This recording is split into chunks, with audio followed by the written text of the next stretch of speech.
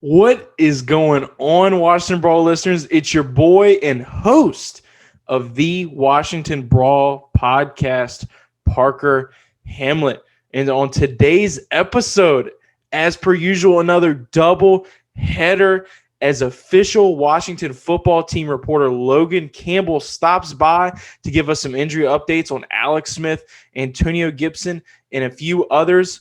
And also the almighty co-host of the HTWeArePodcast, Maddy Crocker, stops by to preview this Sunday's matchup against the 9-4 Seattle Seahawks. But before we get to these badass Washington football women, let me ask you a question, Washington Brawl listeners.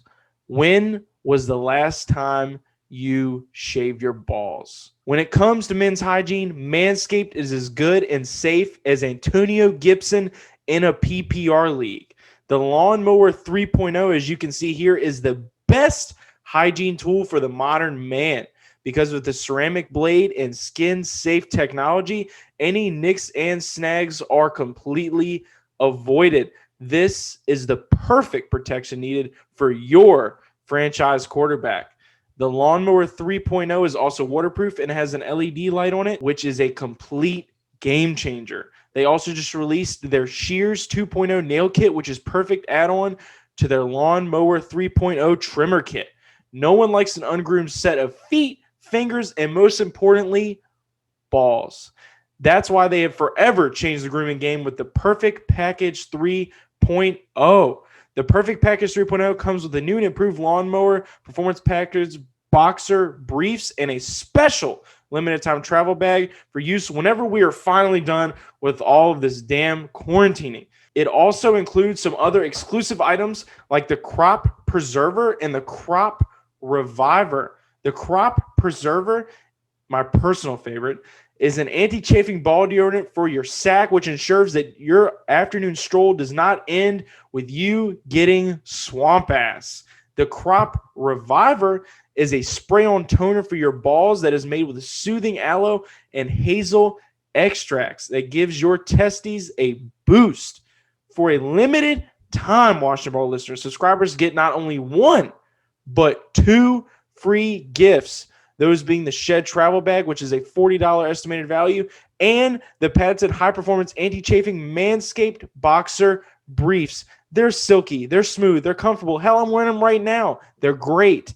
Get 20% off plus free shipping with promo code BRAWL at manscaped.com today. Yes, Washington Brawl listeners, you're hearing that correctly. With limited time promo code BRAWL, you get 20% off plus free shipping at manscaped.com. That is not just for the Performance Package 3.0. That is for all the items that I mentioned above. A t-shirt, the boxer briefs, the travel bag, that's all that. Or you can get in one big nice package. That is 20% off with free shipping using promo code BRAWL. That is promo code BRAWL, BRAWL. It's time to give your testes the absolute besties and join the Manscaped family today, Washington Brawl listeners. Your balls will thank you. And let's get on with today's episode. So I know that the Washington football team, their Super Bowl window, it opens next season.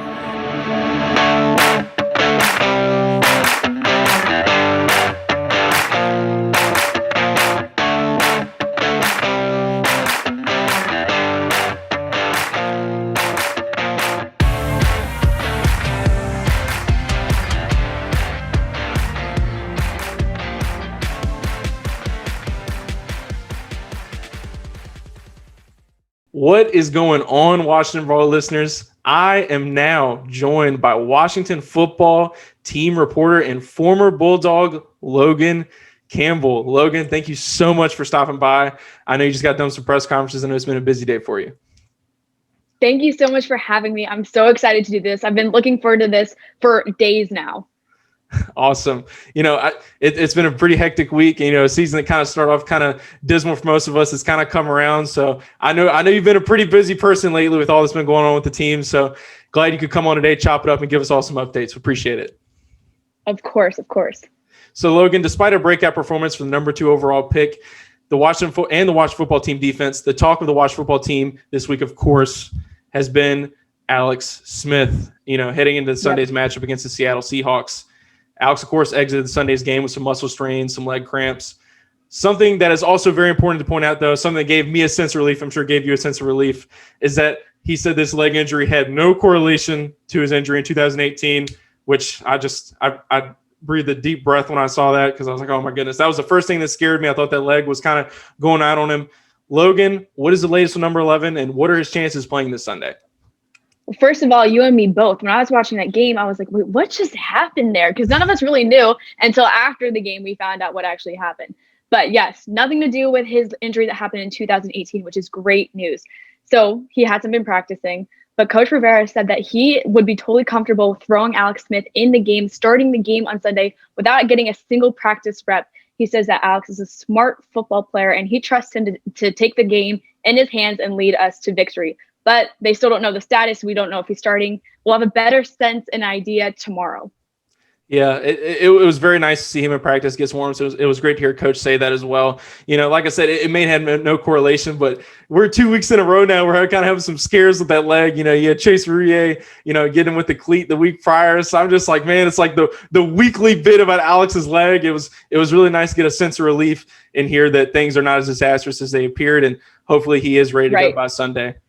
Right. Yeah, every time he gets hit, I'm like, oh gosh. So it's just a little bit nerve-wracking, but we know that he can take the hits, so each week I get more comfortable watching him play. Yeah, the first hit he ever took when Aaron Donald jumped on his back, oh my gosh. Oh my goodness, man. It's hard to not feel emotionally attached. I was at the game in 2018 when he got hurt, and I've followed his journey step by step, day by day. And, I know a lot of people say it's a feel-good story, but I really think it's under talked about how much Alex really has contributed to the resurgence of this team and, especially for this season for the Washington football team. But wait, so I have a question for you. What happened when you saw him go down? What went through your head? Like, were you scared? Like, what were you thinking? Because I wasn't at that game. I just saw it on TV, but I cannot even imagine what you were thinking while you were there. I was very high on that season. As you can see behind me, I got the DJ Swearinger jersey. I was a big 2018 guy. When we first traded for him and Cousins left, I was like, you know what? You couldn't ask for veteran leadership. You got this defense that's coming around. We didn't have any Chase Youngs yet, but we were still, things were clicking. We started off 6-3 going to that game. So I was very, very high on the season. My buddy, Travis, I'm sure he's listening to this. He had just bought an Alex Smith jersey as well. We were hyped. The game was up to that point very competitive. And when he went down, man, I'd be lying to you, Logan, if I told you I didn't think that was it for him. I really, and it's amazing to see how far he's come since then. But I knew that for his football career, that was gonna had huge implications. So just sorrow. I mean, Colt McCoy came in and almost won the game, kind of a bad no call at the end. But the team's had a lot of fights since then, and it's really been amazing. I don't know how it's been for you, but it's been amazing to see how far he's come ever since that 2018 injury, because it's so inspiring. The same yard line and everything as Theismann too. It was a crazy. Isn't that crazy? The two parallels between the two of them. Yeah, it absolutely blows my mind, and I not just on the field but off the field. I think everything Alex brings to this team is it's priceless. And, a lot of people say I'm on my soapbox because of how much of a Hollywood blockbuster story it's been up to this point. But I really don't think it's talking of how valuable 11 is to this organization. Right. Another quarterback. I agree with you 100%. Yeah, for sure. Another quarterback that's been that could be very valuable to this organization in the near future. Quarterback Dwayne Haskins, who played in relief for Alex on Sunday. Washington was still able to pull out the win, except after some kind of dismal performances from both quarterbacks. Scott Turner said today that he will run the offense and have tailored plays for whichever quarterback is under center. Some fans are saying they'd rather see Steven Montez under center, which I don't know that I can agree with that. But this staff certainly believes that they can win not just the Seattle game, but the NFC East with even Dwayne Haskins under center. I think that's a safe thing to say, right? Right. Yes. I mean, I think we're going to win the NFC East. But with Dwayne Haskins, Scott Turner said that he's seen a lot of growth in Dwayne. His preparation, it has been talked about, and just him learning under Alex Smith, I think has been so valuable. He's been getting the first team reps, and head coach Ron Rivera and Scott Turner said that he's been looking great. So, we could see Dwayne play on Sunday, and I think that we should feel fine and feel comfortable with having Dwayne with the ball in Dwayne's hands.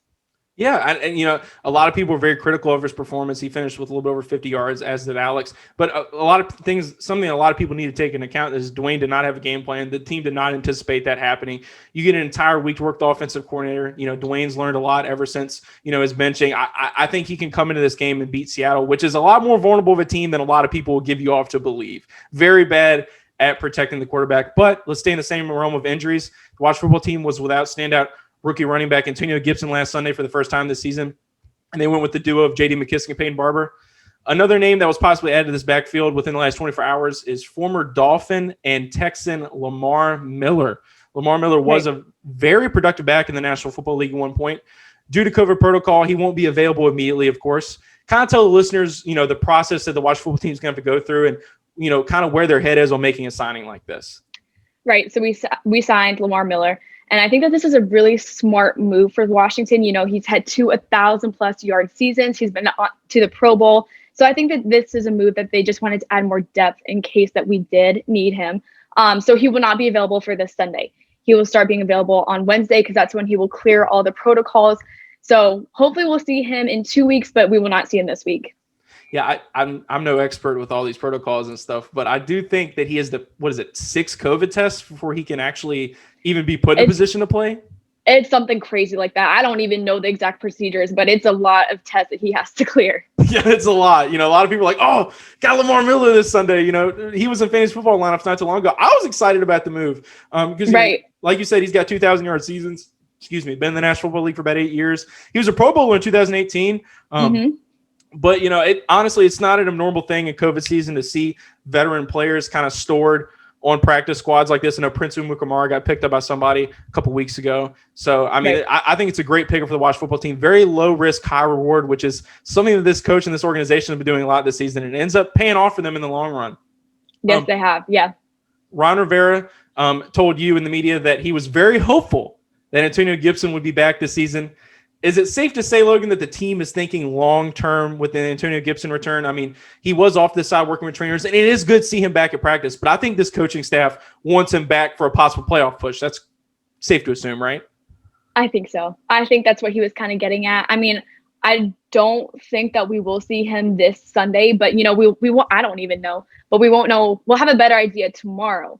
But, Coach said that he's been moving along really nicely. So I think we could see him potentially. My guess is for the last game of the season, maybe. But I think they're talking about playoff run, hopefully. But we got to get there first. So hopefully we get there, and then we will see where Antonio Gibson's status stands. Yeah, you need him for that possible first-round playoff matchup against maybe Tampa Bay. Not trying to look too far ahead. I know as of today, we're 77%. It's so hard to not get excited, though. It's so hard to not get excited. I know. When Julie came on, she was like, why not the Washington football team? It got me riled up. Then the team posted it. And, we're at the point now where, we're on the precipice of it, and you got a top 3 defense. You got offense. You just need to keep our heads above water. It's hard to not think playoffs. It's really hard. I know. And I've been a fan of this team my whole entire life. We haven't been at a point like this in so long. And the fans and the energy and the team is just building off everything. It's really hard to not get excited and think, why not us? Like, why can this not be our time to make this huge run that we have not had in years? Look around the state of the division. You got the Giants, who Daniel Jones is giving the ball away like a Christmas present. You got Jalen Hurts, who is coming to his own with the Philadelphia Eagles a little bit. But, we got them week 17. Then you got the Dallas Cowboys, which is a dumpster fire in of its own. It feels so good to say that. You got Ezekiel Elliott, $9 running back, hasn't scored ever since Dak went down. The state of the NFC East is not ideal, but it is very ideal for the Washington football team division crown. And I love how Ron Rivera, his entire theme through all this has just been humility, humility, humility. You guys have earned this opportunity to be leaders of the NFC East, but, act like it. It's something you got to work for every single day. It's another big reason they've been able to work for it and keep this tone is, veteran leaders like Alex Smith we were talking about earlier. Rivera did say that Alex is the type of player that can miss practice pretty much all week and be ready to go on Sunday. Do you think this is kind of a testament to how much faith Scott Turner and everybody have really developed with Alex Smith ever since he's taken over, under center for this offense? I really do think so. Alex is this veteran quarterback that they said he has been a leader on this team as soon as he got into the facility. And they said that every younger player, like Alex takes time out of his day to mentor the younger players and make sure that they all know what they're doing, because he knows exactly what he's doing. And like just him, Rivera, saying that he's comfortable throwing Alex in without getting a single rep the whole entire week. I mean, that just speaks volumes. Yeah, it does. And I definitely want number 11 during center, Logan. I'm not going to lie to you. I think we need 11 this Sunday against Seattle, which while they are a vulnerable team, you still got Russell Wilson, you still got DK Metcalf, you still got playmakers across the board. And, you got Jamal Adams, one of the best safeties in football. I think the Washington football team needs as many pieces as they can get this Sunday, but a completely winnable game in a very feasible position to win the NFC East. Lastly, Logan, got some breaking news right before we went on. Shazer Everett has officially been placed on the IR, ending his season.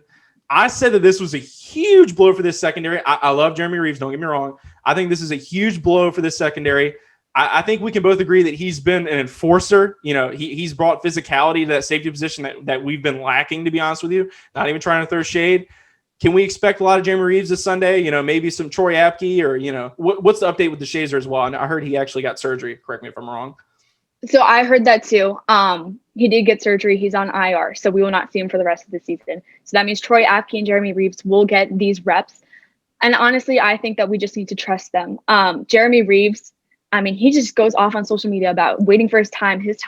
And last time he was on the field, I mean, how can you not remember his performance against the Cowboys? That was huge. And he knows that he has a lot to prove, and he is going to step out on the field at 100% and show everyone, I am the guy. Look at me, trust me, I can get the job done.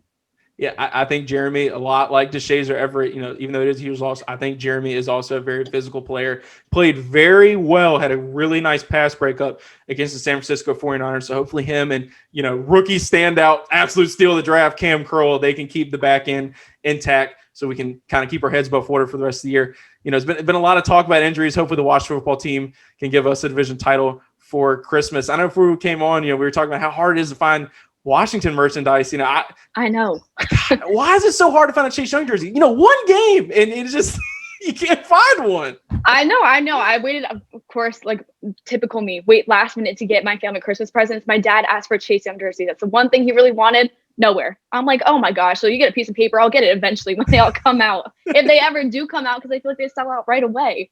Yeah, Fanatics NFL shop, the official team website. I'm like, all right, guess I got to wait till January. I waited till the last minute, a lot like yourself. Logan, thank you so much for your time. A lot like you said after week one, Mondays and these weeks hit a lot different after a win. Logan, tell the Washington Brawl listeners where they can find you.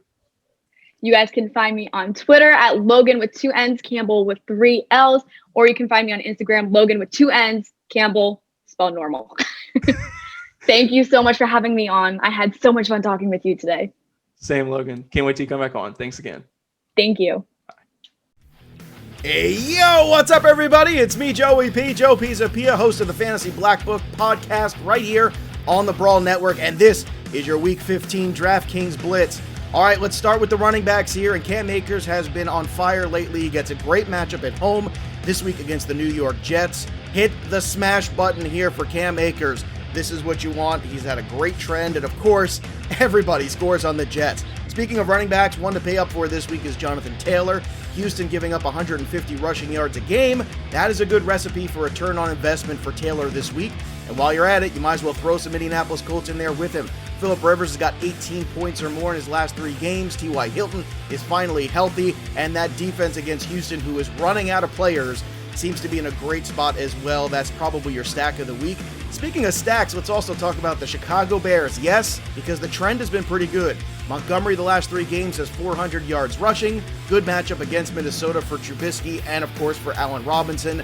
That's a nice 1-2-3 pairing as well. And while we're at it, let's talk a little value at wide receiver. Russell Gage at 4,700 at home against Tampa. Good price. Russell Gage can get you points in lots of different ways, especially with the injury to Julio Jones. And Brandon Ayuk has been a target monster lately. Great matchup for him against the Dallas Cowboys. That'll do it for me, Joey P. Make sure you check me, the Welsh, and Scott Bogman out right here on the Fantasy Black Book Show. Now back to your regular scheduled programming here on the Brawl Network. What is going on, Washington Brawl listeners? This is one that you have been waiting for. Certainly one that I've been waiting for, because joining me now is one of the co-hosts of the HTWeArePodcast, Maddy Crocker. Maddy, it feels good to finally have you on the show. How have you been? Yeah, thanks so much. I'm so excited to be here. I'm doing well, feeling pretty good. Yeah, there's those sirens you were talking about. Yeah, no, they're like, but I think like they're literally at my house. They're like, well, not at my house, but they're on. And my street's like a street that like you don't go down unless you have to go. Like nobody goes down the street. Oh my gosh, it's like a parade. There's Santa Claus on a. It's Santa Claus on a fire truck. Okay, Maddy so it's Crocker's a parade. First and last ever recording. Yeah, what the heck? Okay. Christmas parades. I thought COVID would have stopped that. Yeah, I think now I think it's gonna be good now. But yeah, no, it literally was like 3-car parade of Santa Claus. Spoken into existence. You were talking about it before we started recording. I didn't hear a single thing. The second but it a lot like your street. It's been an eventful week for the Washington football team, and we do have a lot to discuss. But before we do, I just want to take a moment to say I'm a huge fan of the HTWeArePodcast. You and Frey do some great work, and that Keith episode, man, it had me going. Yeah, that was good. That was I really appreciate Freddie. Really does a lot of the spearheading on like doing things like that. When he told me that he was like, yeah, I'm gonna get Keith and I'm gonna try to get Chris to kind of, and I was like, and I couldn't be on that episode, and I was like, no, because like, man, that's gonna be it. And it was. I mean, they're so entertaining. It was like good versus evil. We had Chris right. on a few weeks ago. They're like Keith and Chris are just perfect contrasts of each other. Yes. One thing that I love about Keith though is that at least he's self-aware enough to know that he's being a troll. Then you have people that are just trolls. And yes. Something I want to get into before we get started today is one specific troll has been making their rounds on Washington football Twitter, and us here at Washington Brawl had a little bit of an encounter with him this week. Just wanted to kind of get your thoughts, get your opinion on the Burgundy Blog. Okay. Well, yeah, I saw, I think it was like during the game that he like came back. I was like, man, I can't say away, whatever. And I'm like, everybody has their fandom. Everybody, does what they do. I just think, to come back around, now? once things are going well again, like I'm not a huge fan of that. Like personally, again, I don't know, I don't know the guy, I don't know, but, yeah. And then just like the way that he does, like come at people and just block people, like constantly. It just shows that you petty, you cannot handle other people's opinions. And I just don't know how you can expect to do this and be successful with this unless you're very receptive of everyone. He's making his seasonal debut. We get close to 500 and all of a sudden he's back on Twitter. And, he came with my guy, Jordan, over at Football Team Today. And, Jordan's always been a cool guy, great account, very consistent with what he posts and, great content. And it doesn't matter whether the team is winning or they're losing. It's never mattered for Jordan. And then that's one thing I've always liked about Jordan. And to see him kind of come at Jordan like that, because Jordan said, boo, you shouldn't be on here just when the team is doing well. You should be here when things are bad as well. And then to see Blog come back and be like, oh, well, my stuff's made WAPO, Sports Illustrated, just listing these accolades. Yeah. I actually saw that as soon as I got off work. And nowadays I try not to respond and be receptive to stuff like that and try not to even talk about it. But, I responded to him. I was like, look, man, Washington Brawl has been on Pat McAfee's show, ESPN, Fox, whatever, man. We get it. You're verified. And, I said, you're like Will Smith's dad on Fresh Prince when it comes to your Washington football team fandom. I mean, you disappear, you come and go. We never know when we're going to see you. And, to me, I don't know how someone could say that they're a fan of this team and love this team if they can come and go like that and be so easy. Don't get me wrong, Maddy. 2018 was rough. 2018 was really rough. Super rough. I mean, you see I got a DJ Swearinger jersey up in the background. When he left the team, I was not happy. It felt like we were at the lowest of the lows. Felt like Bruce Allen was never going anywhere. And, things were about as bad as they could be. We looked like we had a good season and it all just went to waste. And, there have been moments where I'm sure like yourself, your fandom's faltered, right? Yeah. Yeah, absolutely. But I think that's one thing too. Like if you're just leaving Twitter for a bit and you want to be okay, that's one thing. Like, exactly. But if you're like putting your whole fandom on hold because of bad times, it's like, have you not like, what was the final breaking point for you? Because there's been so much. Like, right? I mean, it's not like we've been like swimming in success. So, it's definitely interesting. But again, I'm not going to be that way. You know what I'm saying? Like, I'm going to be a fan no matter what. I'm here, highs, lows, and I'm excited where we are now. But even if we weren't, and even if we were still struggling like we were in the beginning of the season, I'd still be here just the same. Week. Right. Yeah. I mean, to me, guys like that are like a slap to the face to content creators like you and myself. People that are talking about the team day in out, covering the team day in, day out, just stuff like that. It's just, it's fair weather, to be quite frank. And, you listen to the show and it's just a bunch of pessimism. This is what's wrong with the team. This is what's wrong with the team. To me, there's a fine line between sports analysis and just straight up whining. And, this isn't your dad's Washington football team, Burgundy Blog. So if you can't get with it now, then you might as well just get off, And as soon as I responded to him, I actually like the guy. I listened to a lot of his stuff, but just seeing him kind of play the seniority over anything card, just there's no place for that, especially with the type of culture that this team and this organization and the media and everybody's trying to give off now.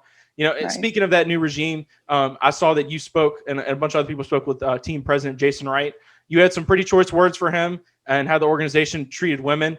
I heard and people told me about it. I watched, you represented yourself very well. Kind of tell some of the Washington Brawl listeners, about that little heart-to-heart one-on-one you had with Jason Wright. Yeah, so definitely was an honor to get to talk to him. And I knew when, they presented like, hey, we want you to ask a question. I knew that it was very possible that I might be one of the only women, maybe not the only one, but one of them. And like you said earlier, like there's been some breaking points in my fandom. Really, I'd say the only time that I really was like, I think I'm out was when all that stuff came out. Because as a woman, how can I support a team that is willing to do that to women? Exactly. And I know that the turnover has happened. So when I talked to Jason, it was definitely I know that you didn't create this mess, but now, becoming the president of this team, it's kind of your mess now. You know what I mean? But of course it doesn't fall on him. But I pretty much just, said, like you said, I said, it was very disheartening to hear of the previous regime's alleged mistreatment of women. And I just kind of asked him, did he have any ways that he thought that he could possibly build back the trust and faith of his many female fans? Because there are a lot of great Washington, women fans out there. And so he gave a great answer. The first thing that really hit me was he looked at me and said, well, I just want you to know, I'm so glad you're still here. I love and that. As just a run of the mill fan, I'm just in here, I'm just a fan, literally anybody else. And he looks at me, the president of this team, and says, well, I'm so glad you're still here. That means everything. That's something that I'll never forget. And then he just continued to talk about the role of women and how important they were and how important they are. And to this organization now, and he began to talk about it. And like I've said to pretty much anybody I've talked to about it, if there's one thing you need to know, it's that Jason Wright is a stand-up man. He believes in women. He believes in anyone. He believes in everyone. And to have somebody like that as the president of our team, because we know the past hasn't been so great, I think having him is going to change so much. And I know for a fact that this culture is going to change, and it's already changing under this new regime. So it was just a great conversation. And I loved every second of it. I honestly wish I could have heard it, but, just hearing about it, I think you talked about it some on the Burgundy Zone podcast, with Kyle and them. And, just really, it really warmed my heart to hear him say that. And you say that he's trying his best to change everything. And I feel like, honestly, he already has. Yeah. Him and like you said, there are a lot of badass women in the Washington football team world, plenty of them on this show today. And, I just wanted to say I was really proud of you for going in that situation and not asking an easy question because, I mean, just because he's coming in and trying to the organization is seemingly trying to sweep things under the rug. That doesn't mean that's the way things work. The scars are still there. Things still happen. People still talk. And that was a hard time for me to be a fan too, man. I'm sitting here making content and, I'm just disappointed every single week about the things I'm hearing, especially during the summer. I mean, it felt like a new Lifetime movie every other week. There was something dramatic for us to talk about as content creators. We should be happy, but at the same time, you don't want these kind of things being affiliated with your favorite football team, especially representing women. And I think that the organization has done a good job moving forward, representing women. And speaking of a badass woman for the Washington football team, someone else who's been killing it is the Senior Vice President of Media and Content, Julie Donaldson, who's on here last week talking about a possible Washington playoff push. I saw that you, a lot like myself, were on the Washington Football Talk today. You got the broadcast, HTWeArePodcast, and I just got to say, Julie's the best, isn't she? Julie is incredible. I tried to tell her right before we recorded, I was like, I just want you to know that I look up to you so much. Because she really she is somebody. And of course, people are always going to talk when a woman gets hired, especially in this organization where people, token hire, all this stuff. But if anybody, paid attention to Julie before she got hired by the Washington football team, she's always been putting in the work and she's always been incredible at her job. And so getting to talk to her myself, like you said, that was an honor to me because I think she's amazing. And I'm so glad that she's killing it at her position. silencing the haters because she's so good at what she does and it's showing, and she's great. And she can talk ball, man. I mean, that's really what impressed me. I'm not, there's the cliches, there's the stereotypes, but, I was sitting there hitting her with everything, and she had an answer for everything and didn't even flinch. And there are guys that I know that can hardly watch football, and they've got, lanyards and jerseys on the wall, and they're fans. So I don't think that they could have picked anyone better to be the voice of Washington football, being your senior vice president of media and content moving forward. I was really impressed with her. It was surreal to go on NBC Washington, and I happened to catch yours as well and talk to her. It was a surreal moment for me too, man. I don't think they could have picked a better group of people to represent not just the Washington football team, but just as fans. That's something I told her right before she went off, was that I feel like we have a voice now more than ever. And to me, someone who talks till I'm blue in the face about it, somebody I know does the same thing, that means everything. So just wanted to get in that a little bit, but I think it's time we talk some football. What do you say? Sounds good. I'm ready. Antonio Gibson is making some progress. Got a couple other injury updates, but Maddy, it's a very long list. It's a list longer than I'd like to say at this point in the season, with us taking on the 9-4 Seahawks this weekend, who are also battling for a playoff spot coming off of a dominant performance against the Jets. Take that as what you will. Antonio Gibson's back at practice, working with trainers kind of off to the side. Rivera is hopeful that Gibson will return before the end of the season. JD and Peyton got the job done against the Niners, I think it's safe to say, but are taking on a much better run defense with the Seattle Seahawks. Maddy, are you worried about the run game heading into this Sunday's matchup, especially after the offense failed to produce a single touchdown against the 49ers? Yeah, I mean, I definitely think there's a level of concern there anybody would have, because I think too, just how much Antonio Gibson was progressing. Like, you just knew that like every week it was just going to get better and better and better. And so there is, but I will say, I think that like even in the beginning of the season, it felt like a lot of people slept on JD McKissic and his skill set and his shiftiness and just his speed and like the way, just how he plays ball. And so I was, I'm happy for him getting this moment to really like, get the touches, because I do think that he will perform. And I think, they did to a degree, obviously, like you said, no touchdown. So not too much production, but I do think with, another week of just reps and Scott Turner, hopefully like really game planning shouldn't be too much different, because, McKissic to Antonio, obviously Gibson probably is a little bit more of just like a special player at this point, it's looking like, but McKissic is solid.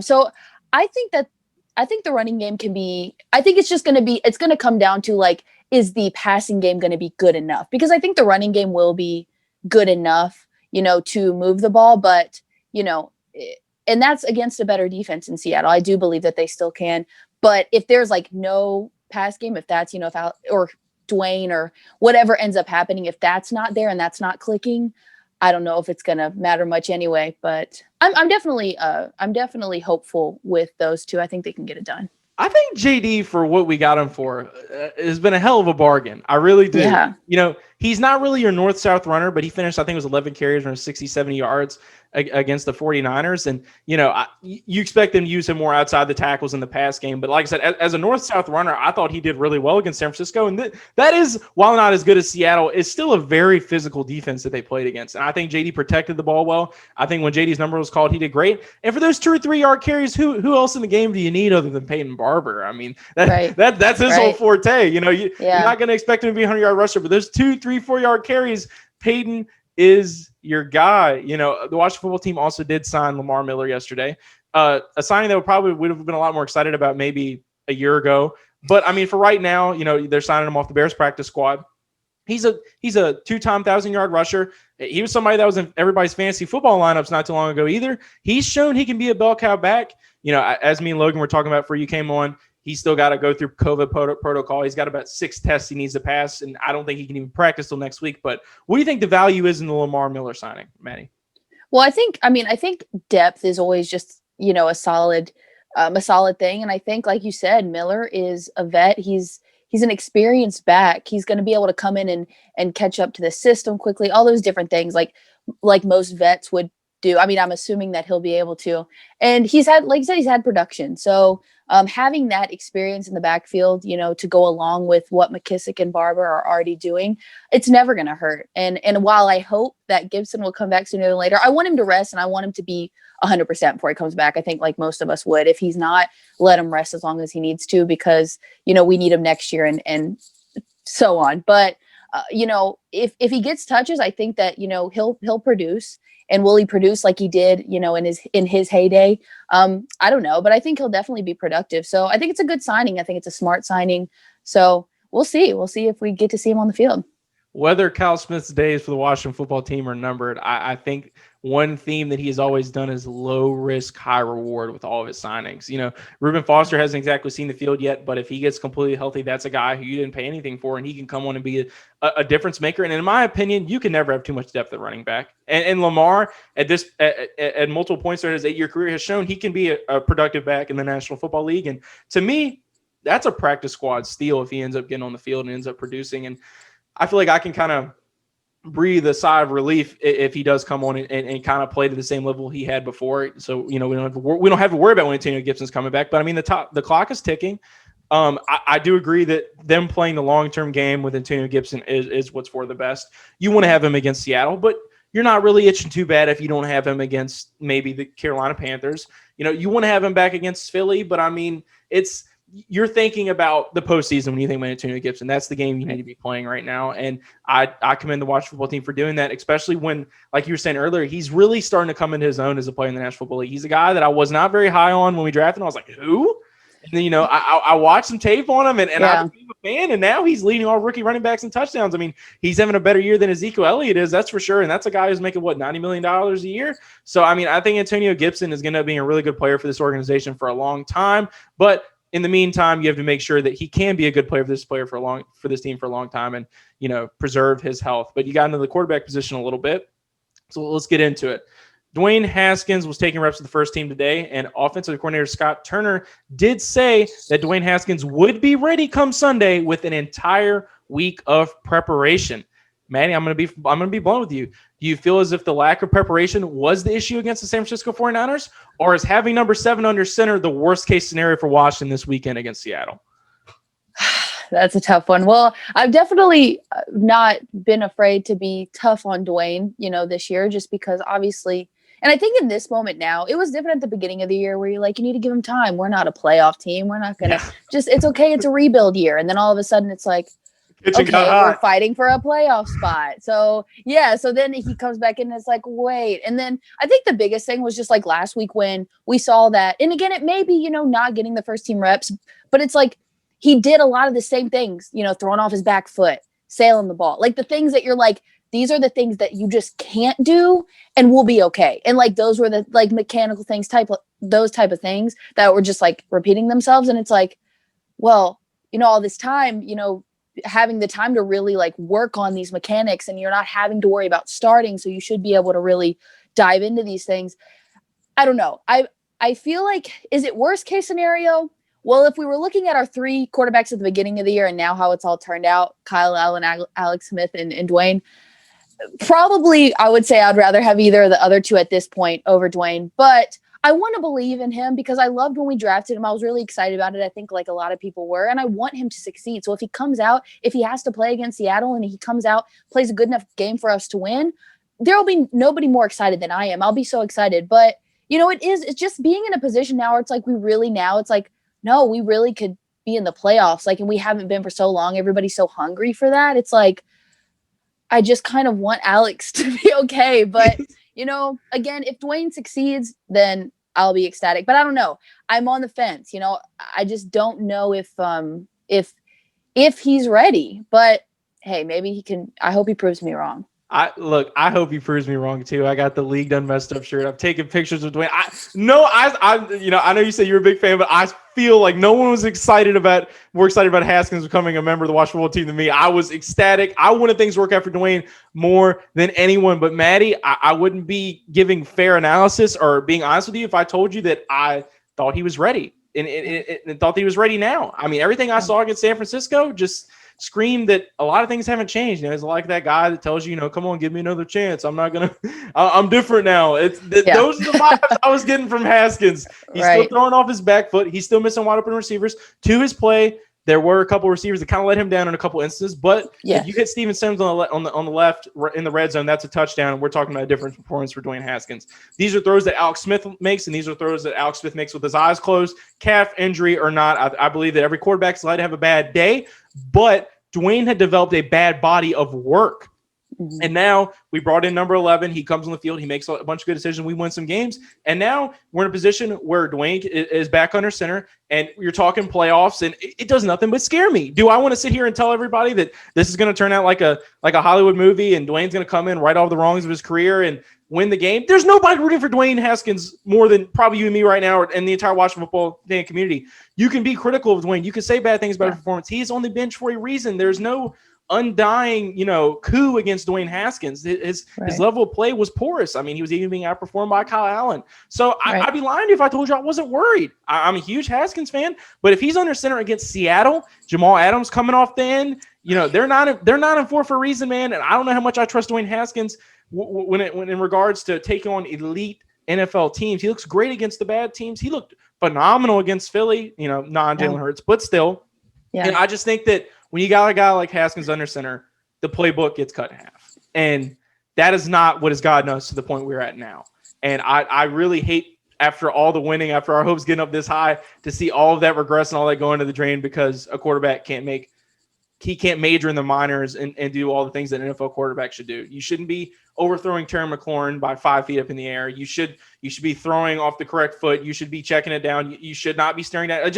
It's just little things. Football fans know that. It's not a vendetta against Dwayne Haskins. And about Alex Smith, him not going back in last Sunday was merely precautionary. And honestly, I think the plan going into this Sunday is to just give him as much rest as possible. And I think you and I can both agree with Ryan Rivera when he says that Alex Smith is more than competent enough to miss a whole week of practice and still be ready for this game. Yeah, he'll definitely be good. And it's one thing I think is so good about this team where the defense is now like built their chemistry and they're playing so well. It's like you don't have to have elite performance out of your quarterback to win games, even against good teams at this point. This defense is playing so well that whoever it is, whether it be Alex or Dwayne, but especially Alex, he's going to be able to come in and be competent enough to move the ball enough and probably score enough to get us to win, even if, it's not it doesn't have to be in like a balling out type performance. So yeah, I mean, I think he can miss and still just do enough to keep us competitive and keep us in this game and give us a chance. And so fingers crossed. Again, no hate to Dwayne, but fingers crossed. Yeah, I mean, I want to see Alex Sunday. I want to see Alex on Sunday too. I mean, with Dwayne, the arm talent is there. I mean, he threw a laser on Sunday, one that was making its rounds on Twitter. I mean, you see why he was a first-round draft pick, but just between the ears, it's just not – it's not clicking. It's not working. And I don't know who you can blame it on. I don't know what blame game is there. But at the end of the day, what has been working for Washington football has been winning them games. And if it's not broke, don't fix it. So I think I can say fingers crossed as well. No one's going to be rooting for him harder than us. But at the end of the day, I'm going to put it this way, Maddie. There's no way the Washington football team wins this game without Gibson and Smith. You got to have one or the other. I mean, you got to have one or the other. You got to have something that works. And this offense early in the season, Dwayne Haskins was not working. So to conclude our injury talk, we'll go to the one last name, a name that I'm a little bit gutted about, and we talked about it a little bit before we came on, was DeShazer Everett has gone to the IR. That is something that I could really only describe, as I did on Twitter, as really a gut punch. DeShazer Everett and Cameron Curl, two young guys who just got an opportunity. Shazer Everett's been here for years, and Curl's a 7th-round guy who, like Rivera said today, if he got in a pro day, man, there's no telling where he would have went.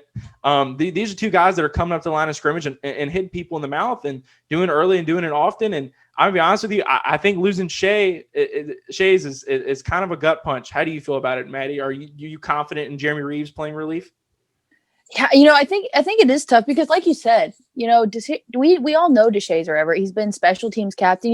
He's done the dirty work. I think when Terry was talking about Cam Sims, he was like, he's been willing to do the dirty work, and now he's finally getting his opportunity. I feel like the same kind of thing was happening with DeShazer Everett, and he was really getting that chance to prove himself, and he did. I mean, he's such a hard hitter. I feel like that sets the tone in itself. When you see DeShazer Everett and he comes out and he knocks these guys down like he does, the rest of the team is going to get hype off that. Like that brings energy, that sets a tone. And so I think he was playing really well. Like, and so it is tough. And like, I think you said it earlier that people, of course, like, you know, people that don't really keep up are going to be like, oh, it's just a Shazier Everett. But no, you got to see the impact that he's had this season.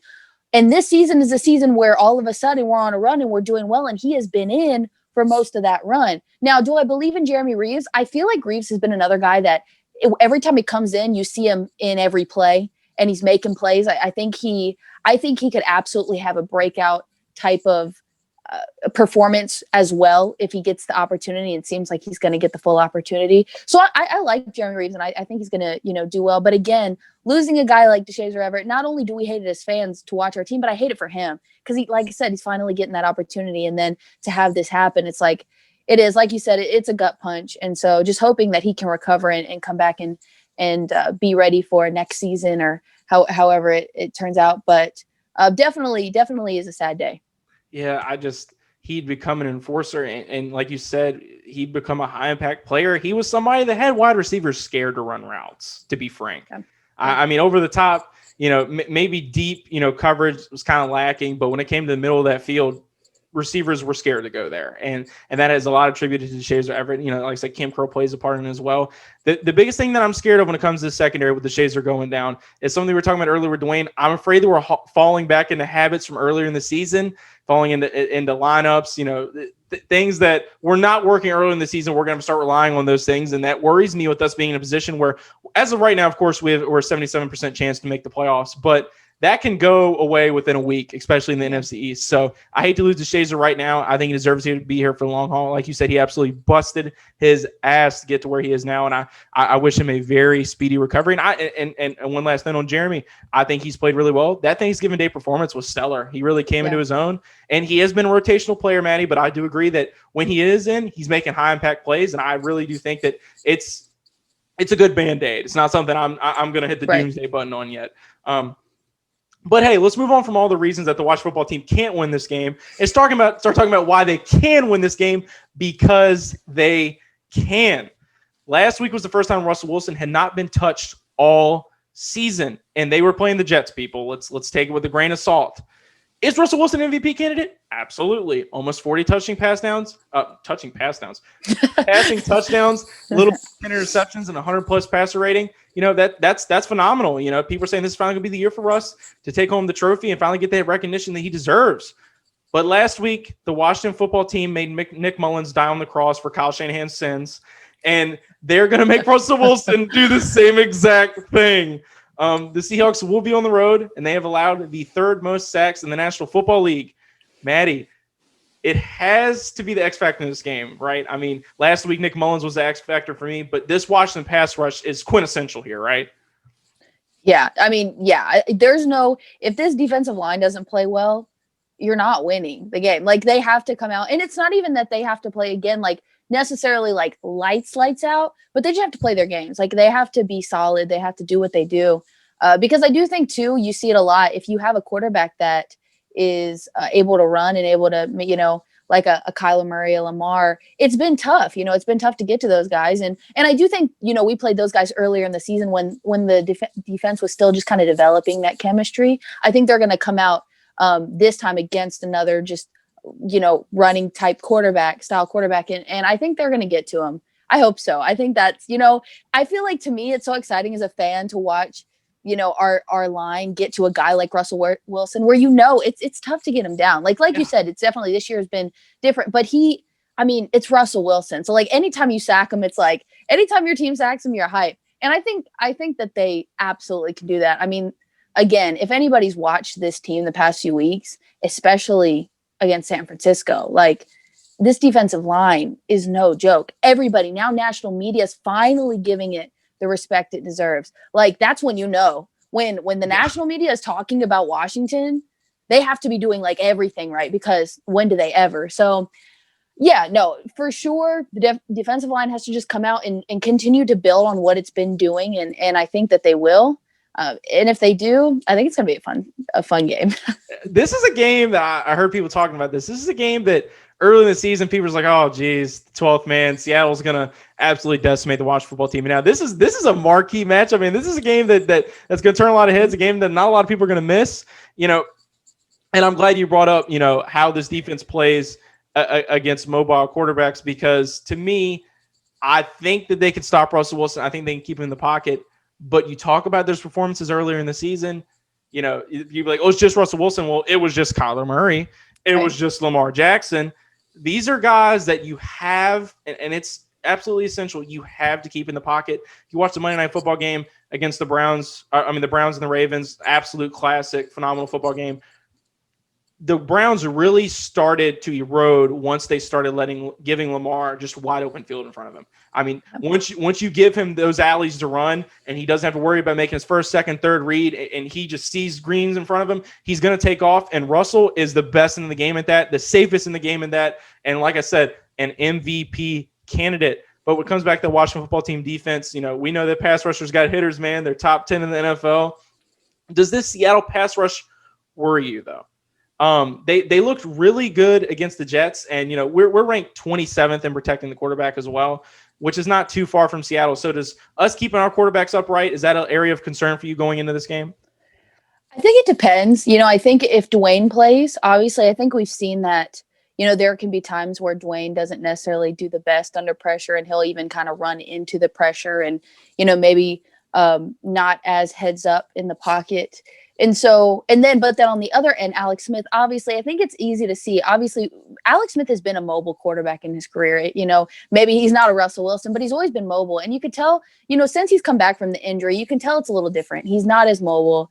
And so I don't know that, we have anybody that's really going to be able to completely get out of that pressure. I do believe in our line, but I do think it could be an area of concern. I think they're going to have to do what a lot of people do against Washington's defense, which is just get the ball out quick, and of course, a guy like Antonio Gibson would have been great in that scenario.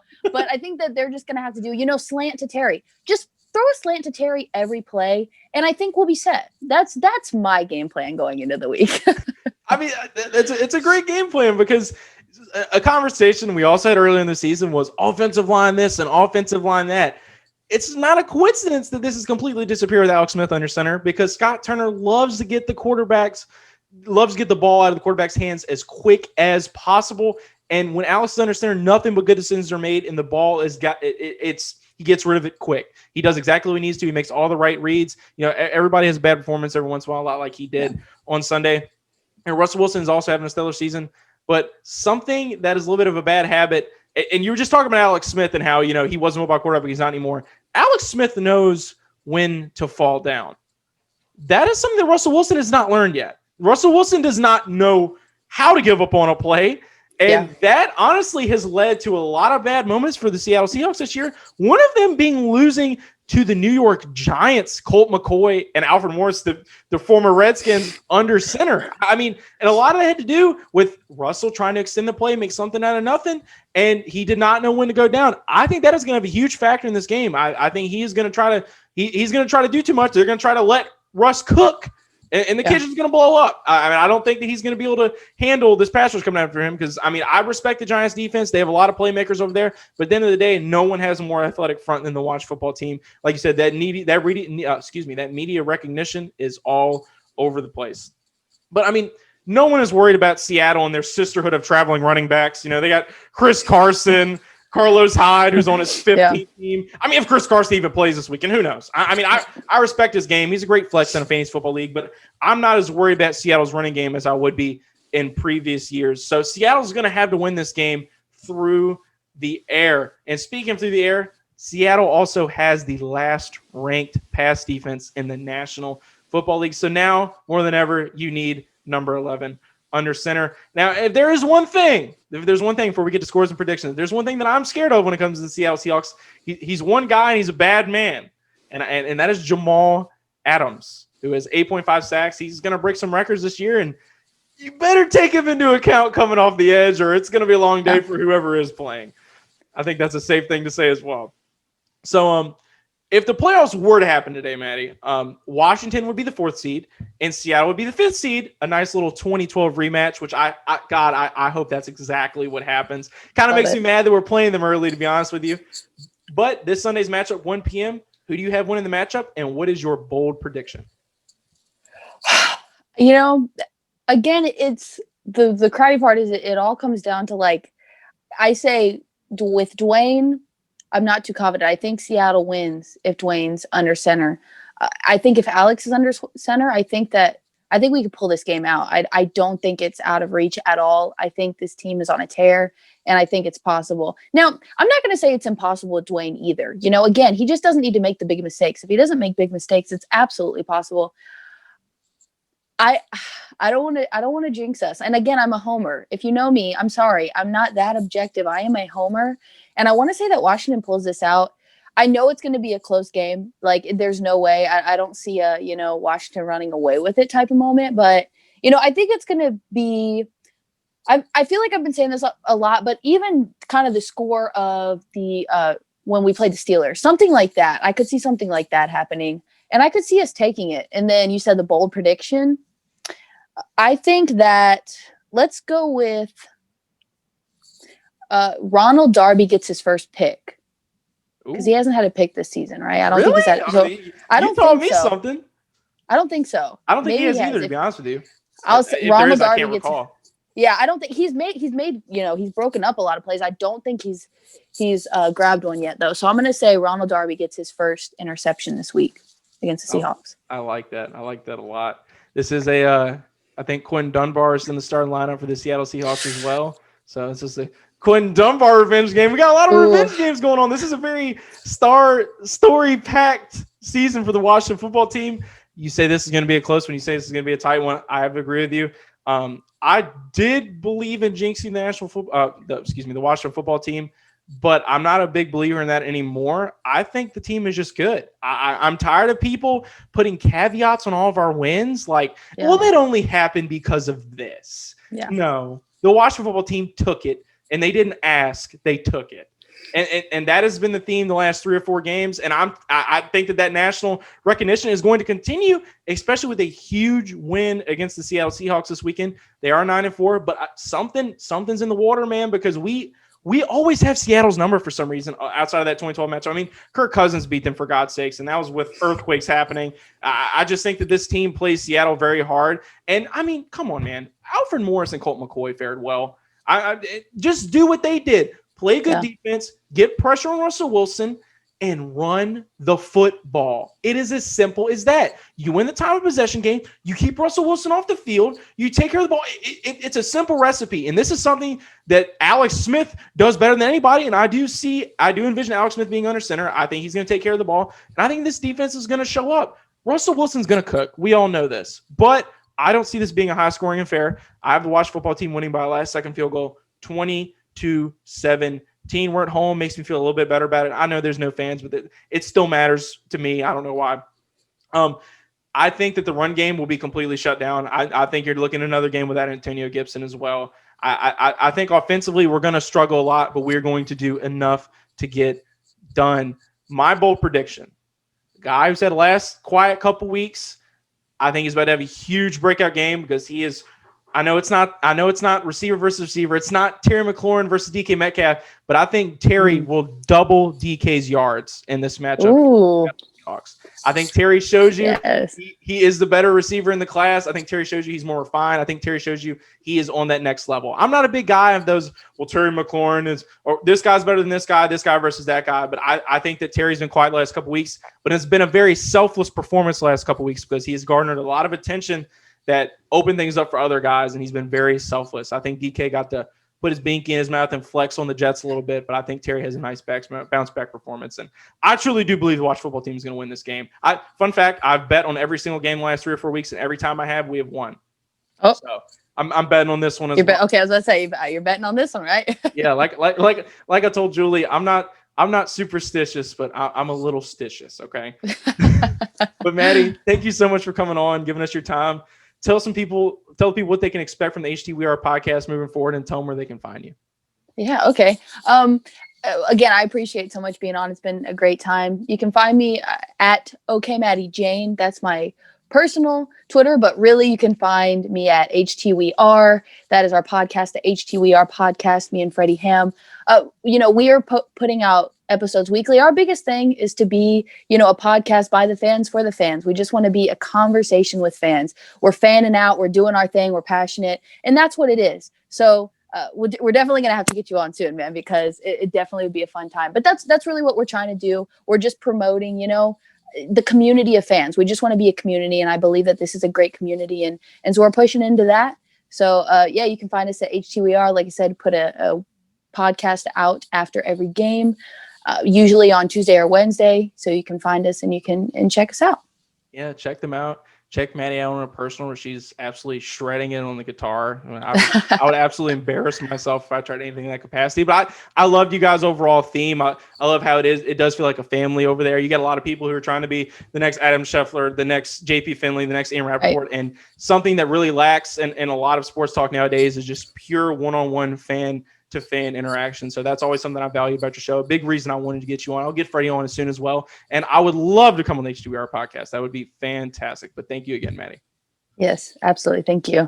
But as far as this episode of the Washington Brawl Podcast is concerned, this is all the time we have for today. Make sure you go to www.brawlnetwork.com, read some articles, pick up some Washington Brawl merchandise, support your boys. If you're watching us on YouTube, leave us a rating review. We got a new channel up, kind of working some kinks out there. Make sure you also check out the Washington Brawl Madden 21 Game of the Week Twitch series. Trying to get that up probably within the next day or two as well. Also follow us on Twitch.